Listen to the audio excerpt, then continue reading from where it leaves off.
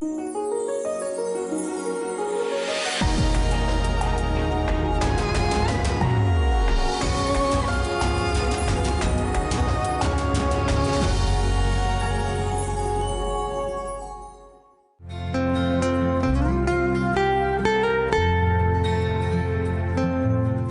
terkasih, pernahkah kita menyadari kasih karunia Allah dalam hidup kita? Ingatlah bahwa tanpa kasih karunia Allah, kita adalah orang yang akan binasa oleh dosa kita. Orang yang menyadari kasih karunia Tuhan akan menjaga hati, pikiran, tingkah laku, selalu dapat mengucap syukur, membangun kebiasaan berbagi dengan sesama, mengejar kekudusan, serta bekerja keras untuk menjadi berkat bagi sesama dan bukan untuk ambisi pribadi. Maka, marilah kita menjadi pribadi yang terus menyadari dan menghargai kasih karunia Allah bagi hidup kita. Halo sahabat yang baik, berjumpa lagi di program Terang Kasih. Ya, kita sudah melihat video pembuka bagaimana kita diingatkan pentingnya untuk kita menyadari bahwa kita dalam Kristus sudah memiliki kasih karunia Allah itu, ya, yang membuat kita dimampukan untuk hidup benar, ya. Dan tema kita hari ini adalah hidup dalam kasih karunia Allah. Sahabat yang baik, mari kita berdoa supaya hari ini kebenaran ini sungguh membuat jawaban bagi kita dan menjadi kekuatan bagi kita. Kita berdoa, ya. Bapa, kami bersyukur Kau mengingatkan kami bagaimana kami hari ini menyadari bahwa Engkau sudah memberikan kasih karunia berlimpah kepada kami sehingga kami dimampukan untuk hidup dalam kasih karunia Allah untuk kami bisa hidup di dalam kebenaran-Mu. Kami siap mendengar firman-Mu dan membuka hati kami supaya firman-Mu menjadi jawaban dan kekuatan bagi kami. Dalam nama Yesus kami berdoa. Amin. Amin. Sebelum kita baca firman Tuhan, mari kita katakan apa kata Tuhan tentang diri kita. Bahwa saya spesial di mata Tuhan. Saya berharga di mata Tuhan. Saya sangat dikasihi Tuhan. Kehidupan saya dan masa depan saya bersama Tuhan adalah sungguh amat baik. Katakan amin. Nah sahabat yang baik, mari kita baca firman Tuhan ini dari Titus pasal yang kedua ayat 11 sampai dengan yang ke-12. Demikian firman Tuhan. Karena kasih karunia Allah yang menyelamatkan semua manusia sudah nyata. Ia mendidik kita supaya kita meninggalkan kefasikan dan keinginan duniawi dan supaya kita hidup bijaksana, adil, dan beribadah di dalam dunia sekarang ini. Mari kita baca dalam versi The Passion Translation, Titus 2 ayat 11 sampai 12. Demikian firman Tuhan. Kasih karunia Allah yang menakjubkan telah termanifestasi dalam pribadi, membawa keselamatan bagi semua orang. Kasih karunia yang sama ini mengajar kita bagaimana hidup setiap hari saat kita meninggalkan kefasikan. Dan gaya hidup memanjakan diri dan memperlengkapi kita untuk menjalani hidup yang penuh penguasaan diri, jujur, dan kehidupan ilahi di zaman sekarang ini. Amin. Waduh, bagus sekali ya. Iya. Kasih karunia itu mendidik kita, mengingatkan kita juga, Iya. ya. Nah, firman Tuhan mengatakan bahwa hukum Taurat diberikan oleh Musa, tetapi kasih karunia dan kebenaran datang oleh Yesus Kristus. Karena dari kepenuhannya, kita semua telah menerima kasih karunia demi kasih karunia. Itu ada terlihat dalam Yohanes 1 ayat 16 sampai dengan 17. Di dalam Kristus kita menerima kasih karunia yang akan menyelamatkan kita. Di mana arti kata menyelamatkan, soterios dalam bahasa Yunani, yang artinya kasih karunia memiliki kuasa, otoritas, dan kekuatan yang luar biasa yang dapat membawa kita kepada keselamatan. Amin. Wah, luar biasa ya. Ada kuasa dalam kasih karunia ini ya. Amin. Jadi keselamatan yang kita peroleh di dalam Kristus bukan karena usaha kita. Atau juga bukan karena perbuatan kita. Tetapi hanya oleh kasih karunia Tuhan yang luar biasa ini. Sebab karena kasih karunia kita diselamatkan oleh iman. Itu bukan hasil usaha kita. Tetapi pemberian Allah. Ada dalam Efesus pasal yang kedua ayat yang ke-8. Kemudian di dalam Kristus kita menerima kasih karunia yang akan mendidik kita. Di mana arti kata mendidik, paidoeo bahasa Yunaninya, yaitu akar katanya dari istilah bahasa Inggris pedagogi. Yang artinya Kasih karunia akan melatih, mengajar, mengoreksi, mendisiplin, dan memberi kita instruksi. Wah, luar biasa Ini ya. luar biasa kasih Melatih karunia dan ya. mendisiplin juga Iya. ya. Amin. Nah, yaitu supaya kita dapat meninggalkan kefasikan tadi dan juga meninggalkan keinginan-keinginan duniawi, dan supaya kita dapat hidup bijaksana, hidup adil dan beribadah di dalam dunia sekarang ini. Jadi, kasih karunia Allah mendidik kita dan memperlengkapi kita supaya kita dapat menjalani hidup yang penuh penguasaan diri, jujur, dan kehidupan yang ilahi di zaman sekarang ini. Melalui firman Tuhan ini kita diingatkan betapa dahsyatnya kasih karunia Allah bekerja di dalam Iya. kita yang sudah ada di dalam Kristus. Sebab tanpa kasih karunia Allah, kita tidak akan dapat diselamatkan. Tanpa kasih karunia Allah, kita tidak akan dapat meninggalkan kefasikan dan keinginan-keinginan duniawi. Amin. Iya. Ya, Semua bahkan karena tanpa kasih karunia. Iya, benar, semua hanya karena kasih karunia. Bahkan tanpa kasih karunia Allah, kita tidak akan dapat hidup benar. Kita tidak bisa hidup bijaksana, hidup dengan adil, jujur, menguasai diri dan beribadah pada Tuhan di dalam dunia sekarang ini. Jadi sebagai orang beriman, kita harus selalu bersyukur bahwa di dalam Kristus kita sudah menerima kasih karunia Allah yang akan memampukan kita untuk hidup benar dan sesuai dengan kehendak Tuhan.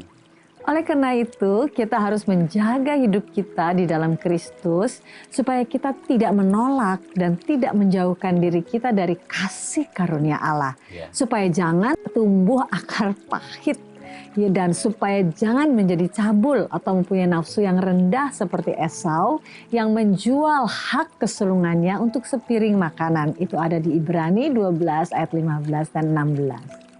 Nah, sahabat yang baik, mari kita baca firman Tuhan ini dalam Ibrani pasal yang 4 ayat yang ke-16. Demikian firman Tuhan. Sebab itu, marilah kita dengan penuh keberanian menghampiri tata kasih karunia supaya kita menerima rahmat dan menemukan kasih karunia untuk mendapat pertolongan kita pada waktunya. Kasih karunia Allah bukan hanya untuk menyelamatkan kita dan mendidik kita, tetapi kasih karunia Allah juga untuk menolong kita. Oleh karena itu, kita jangan takut, Ya, jangan ragu, dan jangan tertuduh untuk datang kepada Tuhan. ya. Tetapi kita harus penuh keberanian dan keyakinan datang ke tata kasih karunia Allah. Supaya kita menerima rahmat dan menemukan kasih karunia untuk mendapat pertolongan kita pada waktunya. Amin. Wah, luar biasa ya, kasih karunia itu justru akan membuat kita mengalami pertolongan Tuhan. Pertolongan itu Tuhan ya. tepat pada waktunya Amin. ya. Sahabat yang baik, melalui renungan ini kita dapat menyimpulkan bahwa hanya oleh kasih karunia Allah kita dapat diselamatkan, kita dididik untuk hidup benar, dan kita dapat menerima pertolongan Tuhan tepat pada waktunya. Oleh karena itu, sebagai orang beriman, kita jangan menolak dan jangan menjauh dari kasih karunia Allah. Seperti yang dilakukan oleh Esau yang telah menjual hak kesulungannya dengan hanya untuk sepiring makanan. Sahabat yang baik, demikianlah firman Tuhan hari ini. Jangan kemana-mana, pastikan tetap ada di Terang Kasih.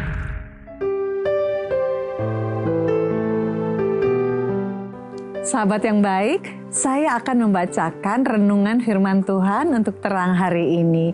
Mari kita buka Alkitab kita mau baca firman Tuhan yang terambil dari 1 Petrus 5 ayat 10. Demikian firman Tuhan. Dan Allah, sumber segala kasih karunia yang telah memanggil kamu dalam Kristus kepada kemuliaannya yang kekal, akan melengkapi, meneguhkan, menguatkan, dan mengokohkan kamu sesudah kamu menderita seketika lamanya. Tuhan berjanji bahwa Tuhan akan melengkapi, meneguhkan, menguatkan, dan mengokohkan kita sesudah kita menderita seketika lamanya. Artinya, penderitaan yang kita alami dalam proses perjalanan iman kita bersama dengan Yesus hanya seketika lamanya, dan justru akan menguatkan iman kita. Sebab Allah adalah sumber segala kasih karunia. Artinya Allah akan memberikan kasih karunia-Nya yang kita butuhkan dengan berlimpah supaya kita dapat melewati dan menang ketika kita menghadapi masalah dan tantangan dalam kehidupan kita yang membuat kita menderita seketika lamanya. Oleh karena itu, jangan takut dan jangan menyerah ketika kita sedang mengalami pergumulan. Sebab pada saat kita lemah, kita tetap kuat. Karena di dalam kelemahan, kasih karunia Allah akan dicurahkan dengan berlimpah kepada kita. Supaya kita tetap kuat dan menang dalam menghadapi setiap masalah. Tuhan memberkati.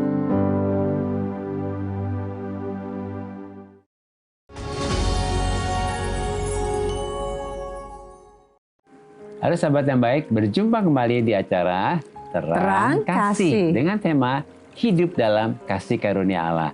Nah sahabat yang baik, ini ada beberapa DM yang masuk. Salah satunya kita akan baca ya dari Nita Sharla. Malam Pak dan Bu. Selamat malam juga Nita ya. Saya punya satu tim kantor. Dalam seminggu ada saja 1 atau 2 hari dia tidak masuk dengan berbagai alasan. Sampai kita bingung, ini alasannya benar atau tidak. Giliran ditanya atau ditegur kenapa kok nggak masuk, dianya tersinggung. Dan kalaupun masuk, dia suka nggak ada di tempat. Jadi susah untuk berkoordinasi. Baiknya gimana ya menghadapi teman tim seperti ini? Nah Nita, di dalam pekerjaan tentunya kan ada tanggung jawab. Nah di dalam posisi ini, kita yang bertanggung jawab untuk pekerjaan yang sudah diberikan. Nah sedangkan orang yang di dalam tim ini kan bagian dari tim bekerja itu. Ya, nah, kalau sudah mengganggu kerja tim ini tentunya perlu diingatkan ya.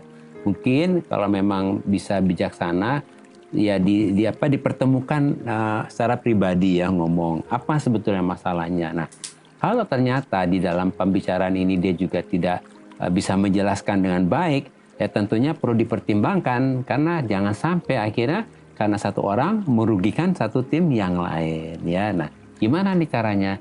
Kita berdoa sama Tuhan sehingga nanti waktu kita bicara sama orang ini ada kuasa, ada otoritas Allah.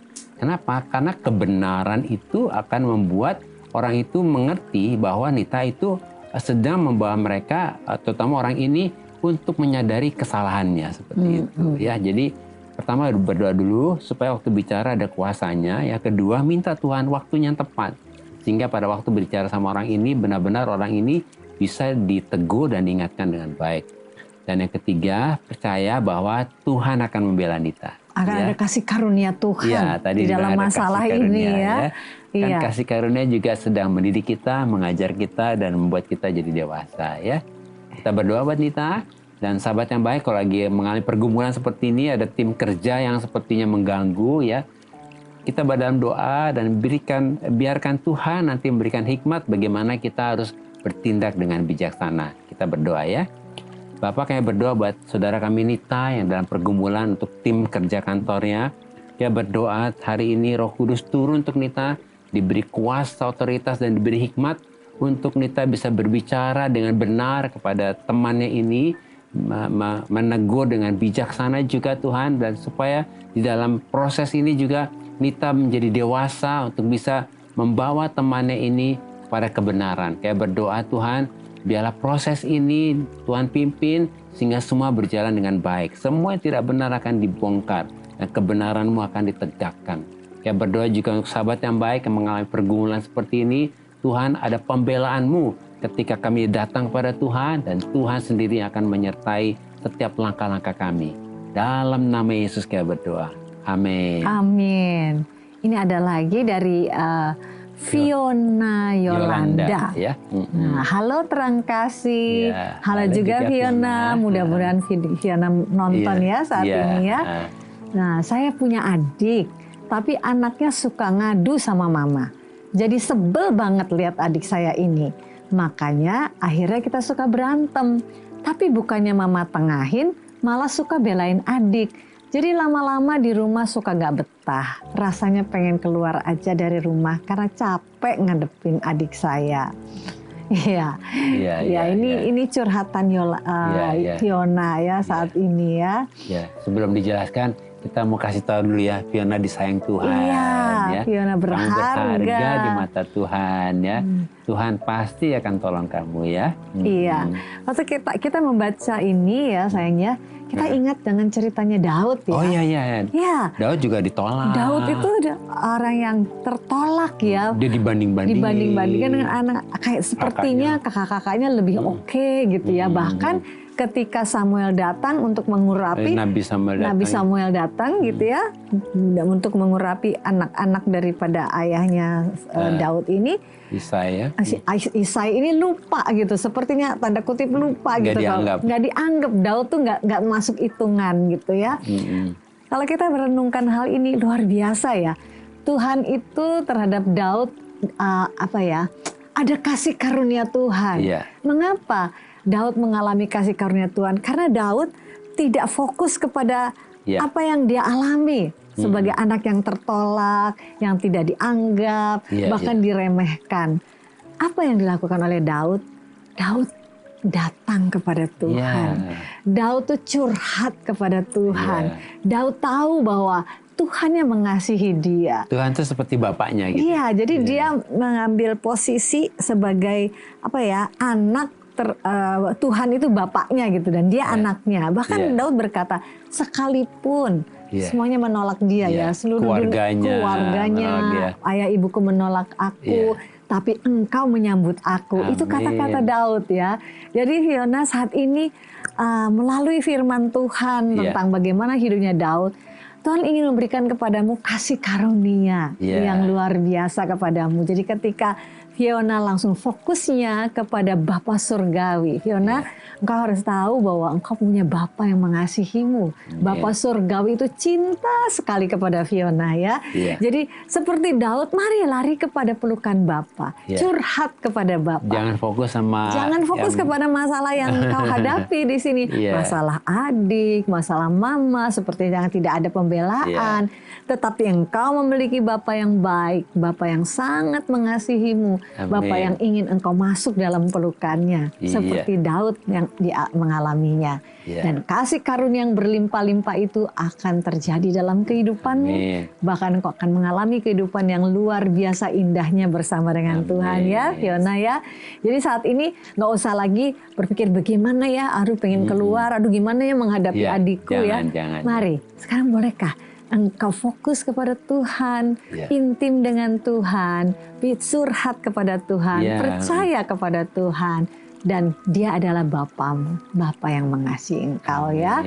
Nah, kita mau berdoa buat Fiona, bahkan juga untuk sahabat-sahabat yang baik yang lain yang mungkin mengalami hal yang hampir sama ya dengan Fiona.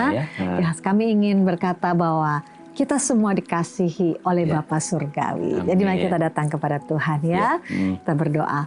Bapa Surgawi, sungguh mengagumkan cinta-Mu Tuhan. Bahkan hari ini juga ketika anak-Mu yang terkasih Fiona saat ini mengutarakan apa yang ada dalam isi hatinya dan melihat bahwa segala sesuatu ini sepertinya ada penolakan terhadap dirinya, tidak ada pembelaan juga. Tapi saat ini biarlah Fiona berjumpa dan menyadari bahwa Fiona memiliki Bapa yang penuh kasih, Bapa yang sangat mencintai Fiona, Bapa yang selalu ada bagi Fiona, Bapa yang selalu membela Fiona. Biarlah saat ini juga ketika doa kami ini dipanjatkan, Engkau menjamah hatinya. Engkau memberikan kepada Fiona pelukan kasih Bapa yang saat ini menyembuhkan, memulihkan, dan memberikan pengharapan yang indah di dalam diri Fiona. Seperti Daud yang terus menjadikan Engkau sebagai Bapaknya. Daud mengalami segala sesuatu yang luar biasa indahnya. Demikian terjadi juga dalam kehidupan Fiona. Fiona mengalami kehidupan yang indah dan jauh lebih daripada apa yang dia pikirkan. Lebih daripada apa yang dia harapkan dan doakan. Biarlah saat ini terjadilah kasih karunia Tuhan yang berlimpah-limpah ini memampukan Fiona untuk hidup sebagai anak yang dicintai, dikasihi, disayangi, dan dibela oleh Bapa Surgawi. Demikian juga bagi sahabat-sahabat kami yang baik yang lain yang mungkin mengalami hal yang hampir sama dengan Fiona. Biarlah saat ini kami semua diberikan satu kesadaran. Ada kasih karunia yang berlimpah dalam kehidupan kami yang diberikan oleh Bapa Surgawi. Dan kami semua masuk dalam pelukan-Mu dan mengalami segala sesuatu yang indah, bahkan luar biasa indahnya di dalam Engkau. Terima kasih Bapa. Dalam nama Yesus kami berdoa dan mengucap syukur. Amin. Amin.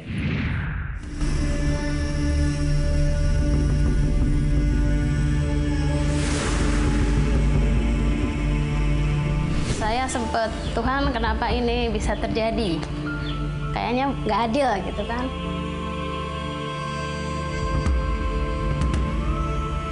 Saya dulu sebelum kenal Tuhan Yesus, saya orangnya minder. Saya suka sedih, saya mengasihani diri, saya tidak percaya diri, dan saya fokusnya pada diriku sendiri.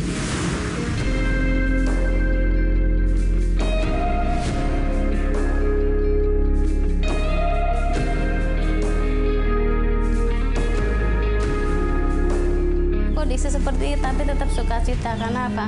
Kita merasakan pemeliharaan Tuhan, ajaibnya Tuhan itu kita alami di sini. Itu karena apapun yang saya lakukan itu untuk Tuhan kok.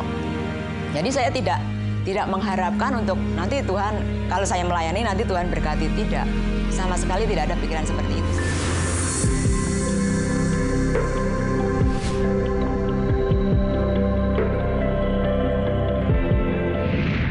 Sahabat yang baik, jika saudara ingin memberikan kesaksian seperti tadi, silahkan DM ke Instagram @terangkasih_rtv. Agar melalui kesaksian saudara, Anda bisa menjadi berkat bagi orang lain. Tuhan memberkati. Sahabat yang baik, terima kasih buat respon dan DM-DM-nya kepada kami dalam program Terang Kasih ini. Terima kasih ya. Dan saat ini mari kita kembali diingatkan sesuai dengan renungan kita. Hal-hal apa yang perlu kita ingat supaya kita dapat hidup dalam kasih karunia Allah. Yang pertama, sebagai orang beriman kita harus percaya dan mengerti bahwa kasih karunia Allah memiliki kuasa, otoritas, dan kekuatan yang luar biasa yang dapat membawa kita kepada keselamatan. Nah, sebagai orang beriman juga yang kedua, kita harus percaya dan mengerti bahwa kasih karunia Allah akan mendidik kita, melatih kita, mengajar, mengoreksi, mendisiplin, dan memberi kita instruksi. Supaya kita dapat meninggalkan kefasikan, meninggalkan keinginan-keinginan duniawi, dan supaya kita dapat hidup bijaksana, hidup adil, jujur, menguasai diri, dan beribadah di dalam dunia sekarang ini. Yang ketiga, sebagai orang beriman kita harus percaya dan mengerti bahwa ketika kita datang dengan penuh keberanian menghampiri tata kasih karunia Allah, maka kita akan menerima rahmat dan menemukan kasih karunia untuk kita mendapat pertolongan tepat pada waktunya. Sahabat yang baik, apakah saat ini engkau sedang sangat membutuhkan pertolongan Tuhan? Mari datang kepada Tuhan dan serahkan semua kepada Tuhan. Dan sahabat yang baik, apabila saat ini engkau sangat membutuhkan pertolongan Tuhan, mari buka hatimu dan datang mendekat kepada Tuhan dengan penuh keyakinan untuk menghampiri tahta kasih karunia Allah. Dan saat ini juga terima rahmat dan kasih karunia Allah supaya engkau mendapat pertolongan Tuhan tepat pada waktunya. Amin. Mari kita datang kepada Tuhan.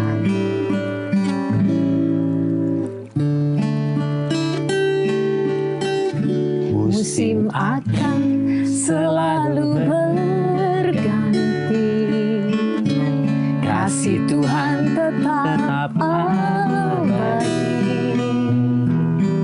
tak akan berubah sampai selamanya. Ku tetap percaya, ku yakin Tuhan memberkati. Tuhan melindungi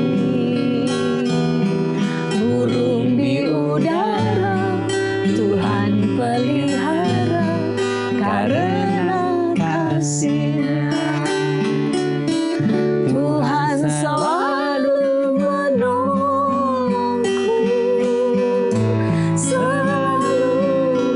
menjagaku, selai di rambutku tak akan terjatuh tanpa seizinmu. Tuhan selalu menolongku, selalu menjagaku. Dia mengenyangkanku dan peliharaku seumur hidupku. Oh Bapa, kami sangat bersyukur bahwa di dalam Kristus kami sudah menerima kasih karunia Allah yang menyelamatkan kami dan yang mendidik kami supaya kami dimampukan meninggalkan segala bentuk kefasikan, keinginan-keinginan duniawi, dan memampukan kami untuk hidup bijaksana, adil, dan beribadah di dalam dunia sekarang ini. Kami percaya bahwa saat ini juga kami sudah menerima rahmat dan kasih karunia Allah yang membuat kami menerima pertolongan Tuhan tepat pada waktunya, yang sakit disembuhkan, dan jalan-jalan dan pintu-pintu yang tertutup terbuka. Dalam nama Yesus, amin. Terima kasih sahabat yang baik sudah setia menyaksikan program Terang Kasih. Sampai jumpa kembali di episode selanjutnya. Tuhan memberkati. Tuhan selalu